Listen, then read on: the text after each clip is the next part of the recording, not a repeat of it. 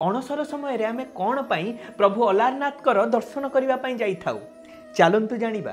विश्वास करा जाए जे एही अणसर समय थरे प्रभु चैतन्य महाप्रभुंकर दर्शन करने आसतिले। महाप्रभुंकर दर्शन न पाई से भारी दुखी हो जाइथिले, निज प्राणत्याग करने बाहर थिले। आपण माने तो जानिचंती आम महाप्रभु निज भक्तर दुख देखि पारंती नहीं। महाप्रभु चैतन्य को कहिथिले जे एही अणसर समय रे तांकर दर्शन से अलारनाथ रे पाई परिबे।